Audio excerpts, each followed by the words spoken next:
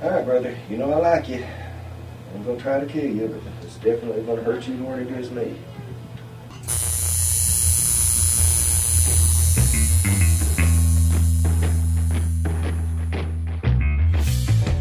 Operating Backroads Tattoo in Russellville, Arkansas, Richard Moore has spent years tattooing hundreds of clients.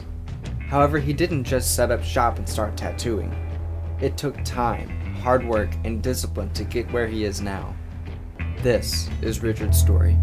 I opened up Backroads Tattoo a little over 20 years ago. It's where I work every day. On my time's off, I like to go crappie fishing and build hot rod cars and trucks. My dad retired as the chief warrant officer out of the Army, and he had military tattoos, so some of my first memories was, seeing his tattoos and wondering why they didn't come off, and I knew it wasn't a natural thing. But yeah, it really intrigued me, and then when we got to go to Tokyo, I saw a parade that really influenced me, and it was some highly tattooed people in the parade, and that was it. I decided then that's what I wanted to do. Of course, my art teacher, was like, "Oh, you don't want to do that. That's not art. You want to draw, you want to paint, you want to teach." And I don't even like kids. I don't want to teach kids. So I just pursued my goal, and this has been my goal ever since I was a child.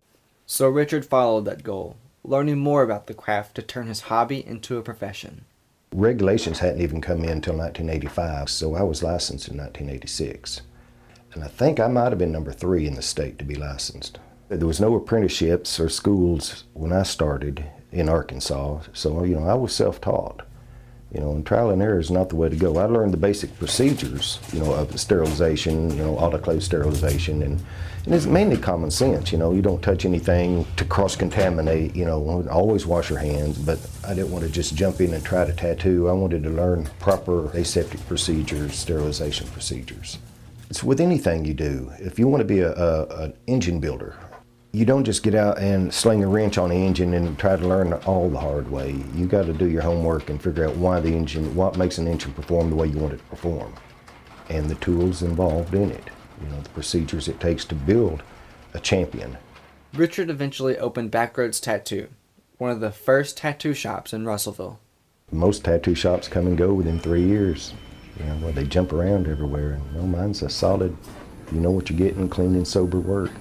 And people see that and appreciate it, and that's why we've been here 20 years.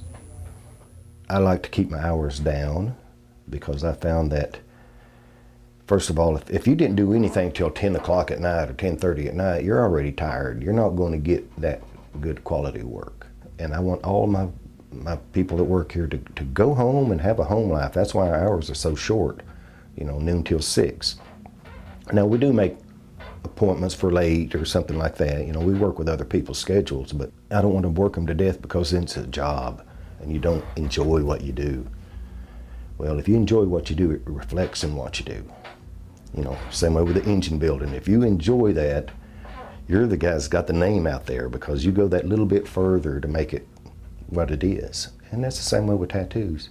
But tattoos last a lot longer than the engine.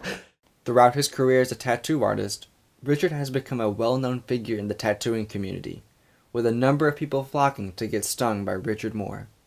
I don't try to have a style, although for some reason people can tell my work most of the time from other people's work. But here's something that comes with the time, is you get to see what your work holds up like. And that's the biggest thing that I've learned is what holds up and what don't. I've done a whole lot of work on a whole lot of people.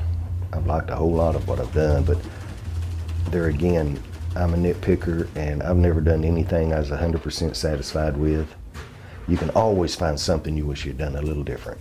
I'm not really trying for a big impact. I love what I do. I've got trophies for my work and I've had stuff in magazines, but to me, it's the truest art form because it's only worth what it's worth to the person that bears it.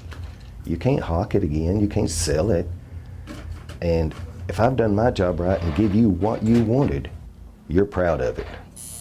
To me, that's true art. So what's next for Richard Moore? People put rumors out, "Oh, I heard you was retiring and all this." I don't see it. I love what I do. I have cut my hours down into where I'm pretty much working appointments only. I do some walk-in still, but because I love what I do. But I'm getting older and it's time to spend more time with the wife and grandkids and catch more fish. build more trucks. I'm just going to tattoo till I don't. You know, this is it. This is my goal. I've made my goal. You know, I'm here. Don't listen to your art teacher or your math teacher that says, oh, you need to do this. That's their life. They've chose it. Choose your own and walk straight. If you don't lose sight of your goal, you'll get it.